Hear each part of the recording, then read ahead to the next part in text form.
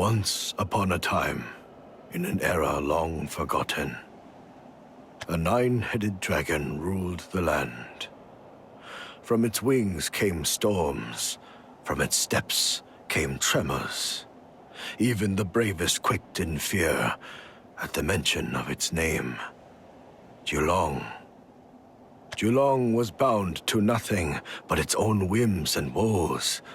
Its blessings and calamities came and went like rain. It was a temperamental god, uncontrollable through any mortal means, or so it seemed. In spite of its notoriety, there were a few who believed it could be reasoned with. 9 fearless warriors. Together, they sought an audience with the great Julong. Their unwavering determination in the face of certain death was rewarded by a miracle. Julong, intrigued by these heroes, made them its kin. Thus began the 9 dragons. The 9 heroes mediated between mortals and Julong, bringing peace to all of Huatien. However, a man-made peace could never last. The seed of discord was sown by an innocent question. Who among the 9 dragons was truly the strongest? Who among them was closest to Julong? Claims were soon put to the test. As each hero fell at the hands of another, one man emerged victorious. Julong lauded his strength, showering him with praise. But the man cared not for accolades nor fame. The man desired only to hone his martial arts with stronger opponents. Having surpassed the realm of mortal strength, he turned his fists on the most powerful of foes, Julong itself. The battle between man and dragon lasted what seemed like an eternity. But finally, as the earth ran red with their blood, their fight drew to an end. The man, in granting Julong its death, was granted a gift in turn. The deific powers of Julong and, with it, everlasting life. News of his conquest spread across the land. Inheriting the name of Julong, he was met with respect and adoration, and for a time, he enjoyed it. But one can only indulge in something for so long before it becomes meaningless. The man, realizing that he had no equal, became desolate. What use was his martial prowess if he had no challengers?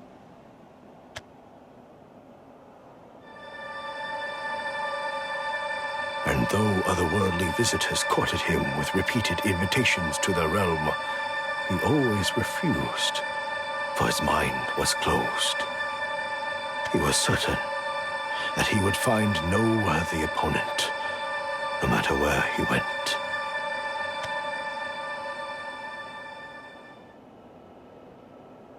Then, in his anguish, the man found a way to share his power, Julong's power, with others. But he feared that such overwhelming power would poison the minds of those entrusted with it. So he decided to seal it away. Several shackles were placed on his power, each unlocking only when faced with an opponent of sufficient strength. At last, he was no longer the strongest. Hearing of his newfound weakness, challengers came from far and wide. Styles emerged and mingled as martial artists gathered and dispersed. And yet, despite their efforts, the man still had no equal. To his dismay, the people's fear of him became respect, and that respect soon grew into worship. In time, the styles of those who dared challenge him too became objects of worship.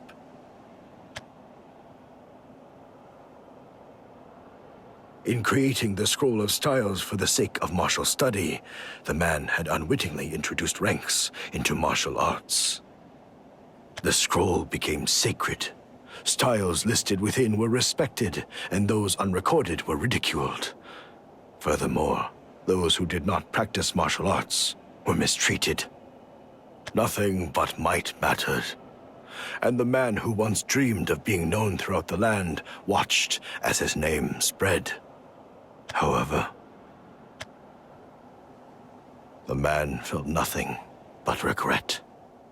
The flaunting of his strength spawned not the pure pursuit of martial arts he had hoped for, but the tainted power struggles of the corrupt.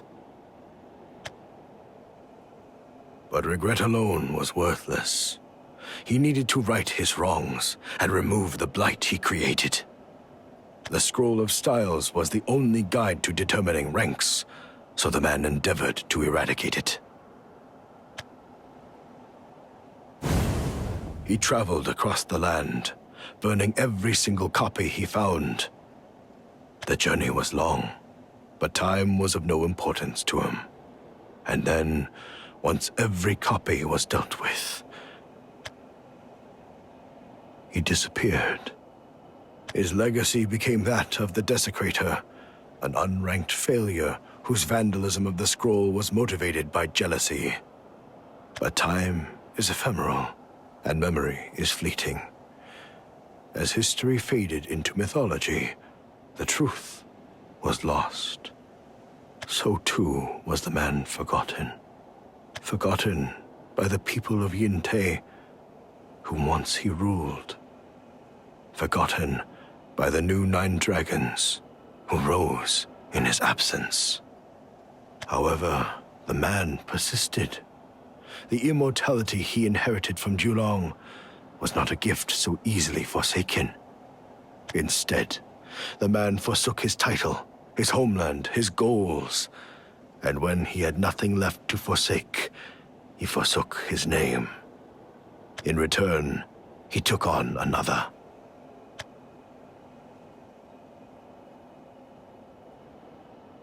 A name as empty as himself.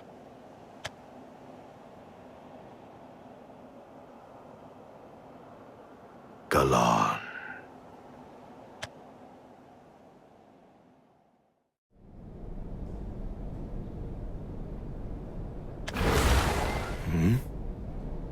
What?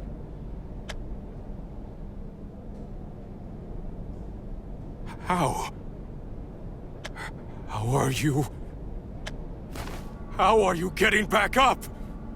Long ago, I placed a seal on myself to limit my strength. To make fights fair, my strength is determined by my opponent. The stronger they are, the more strength I am allowed to use. You are strong. Incredibly strong. So powerful, you might have even been able to end my otherwise immortal life. But that is how you woke the sleeping dragon.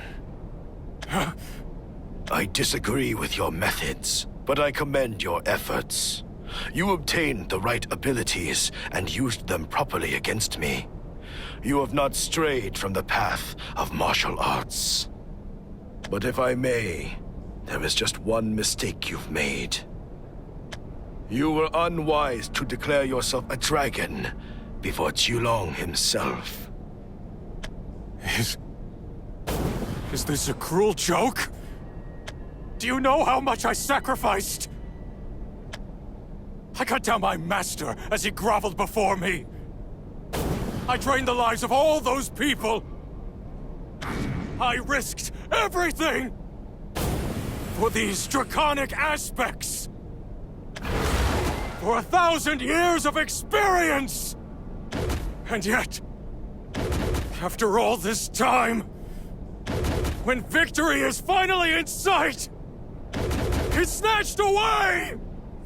Am I doomed to never win? My apologies, but I hope you think of this as an honor. It has been 2,000 years since I last fought with my full strength. The only witnesses to that were my former brethren and the divine Julong. So sear it into all 5 of your senses. My fist and my style.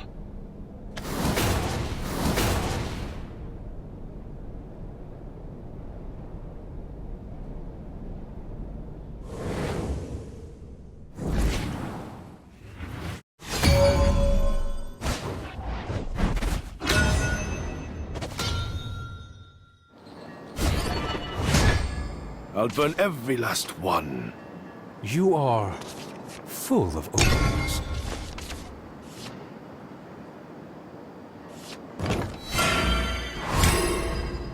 You woke the sleeping dragon.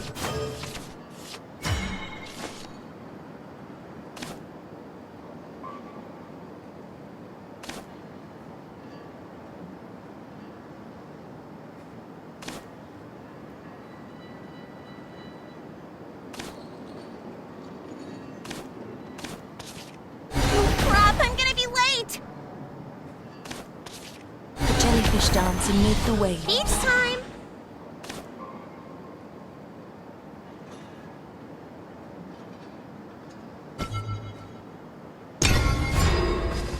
Your life for my glory. I truly feel awful. Let's play a game. Our destination, the underworld. Let's play a game. Depths beckon.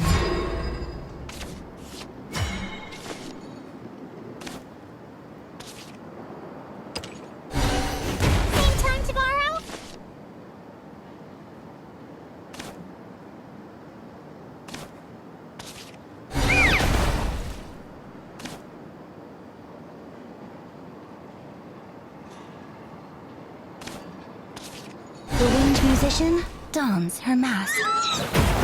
Time to cross over. As I am now. Try to match my tempo. A dragon. A job's a job.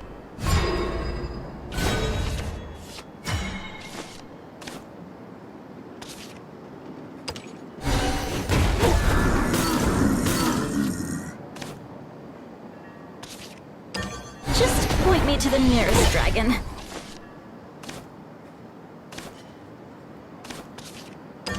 Maximum love bomb! To greater heights. What a lively audience. Nope, nope, nope, nope, nope.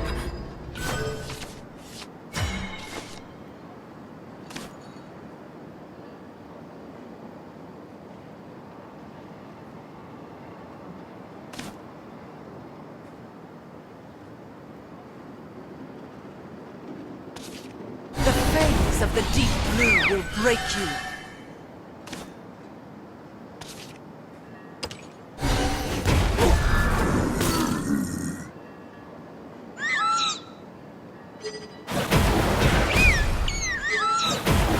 That's a wrap, folks.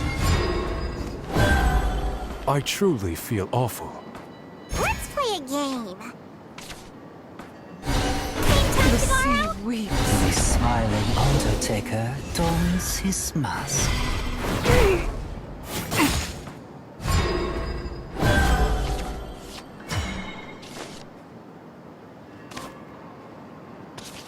I disdain your impotence. Same time tomorrow?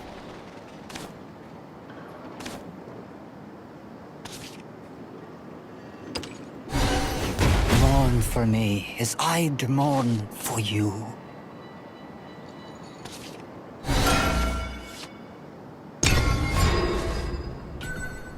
As I am now.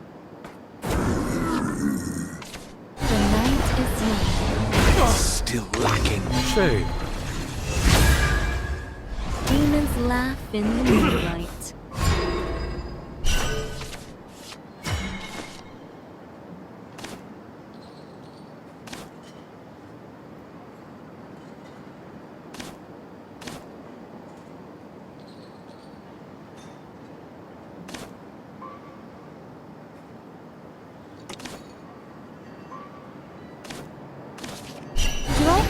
as cold to you?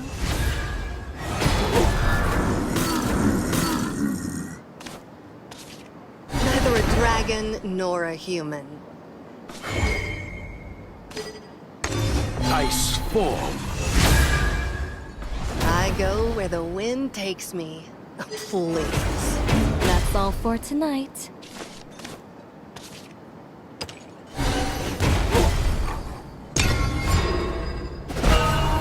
To greater heights. What a lively Be at peace. How careless.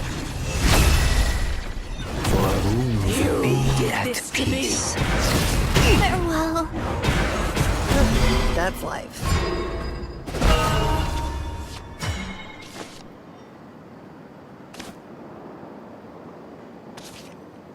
Farewell, worthy foe. Dragonbane burst! If I was more prepared.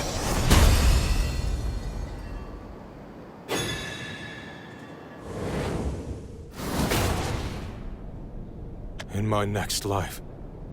No. Perhaps the life after that. Perhaps I'll be able to reach you. But that's delusional, isn't it? If that opportunity ever comes, I'd be happy to give you another chance. But unfortunately, this is your end. You've taken from far too many people. You know, the only guilt I feel is for squandering all those lives with this defeat.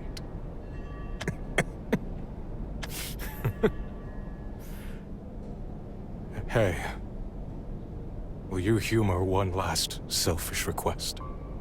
I will consider it, at the very least.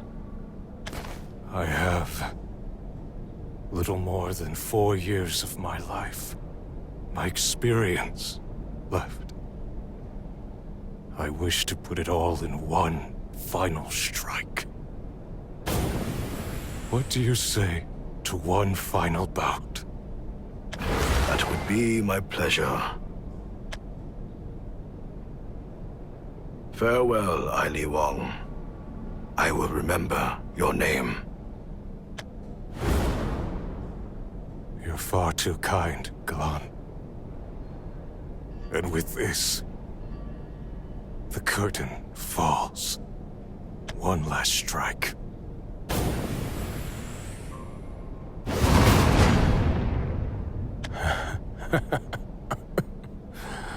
The pinnacle is so much further than I thought.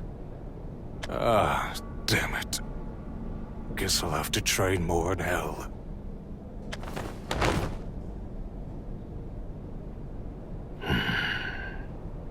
Renown and power. His intentions were not pure, yet I shall remember his name as a small token of appreciation for such a delightful fight. Farewell, Aili Wong. And now, the 9 dragons and the Scroll of Styles. Relics of the past belong in the past. There is no place for the likes of you in the future. I will burn you all to ashes. Become empty. Become forgotten. Just like me.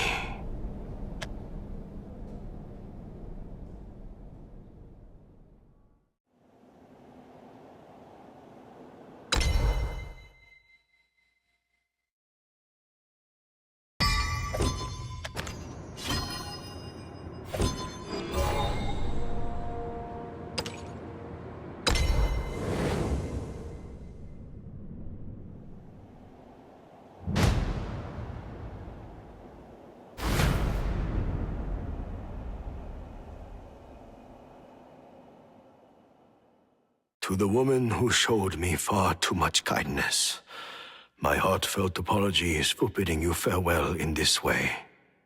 I hoped to convey this in person, but once again, my existence has shaken the foundations of Huatien, and I wish not to destroy your peace.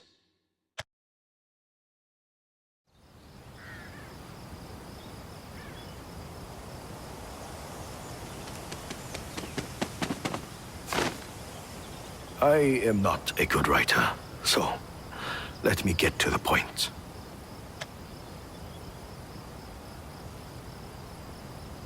First, there is no longer any need to worry about your land. The 9 dragons are no more, so you are free. Second, you should find a substantial amount of ancient coins in the medicine box in my room. I've spent most of it over the years, but I hope that you will use what remains to prosper, and perhaps regrow that wheat field the children loved to play in. Finally, if you find yourself able, would you please take in a young man called Shao? He was the only one to survive Aili Wang's sorcery. There remained no traces of the others. He may be rude, but he has an honorable heart. If you may, please care for him as he recovers. I believe he'll make a good playmate for the children. If you do choose to take him in, please tell him this. I've lent you a portion of my draconic power. I will eagerly await its return.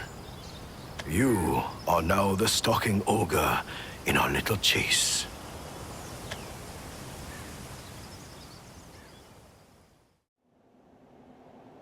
That is all. I have received yet another invitation from a faraway land. I had always turned them down, but this time I accepted it gladly. A fire has reignited in my heart, and with it, the hopes of perhaps finding someone stronger than me. I will never forget the days I spent with you. The laughter of the children, your smile, the warmth you've shown me. All of those memories will support me. Now, I shall continue my pursuit of martial arts, and you should carry on with your vibrant but peaceful lives. If our paths may cross again someday, I hope that we will be able to pick up where we left off, blessed under fairer skies and the warmth of the sun.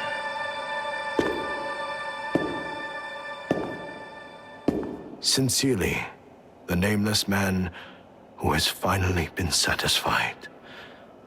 Galan.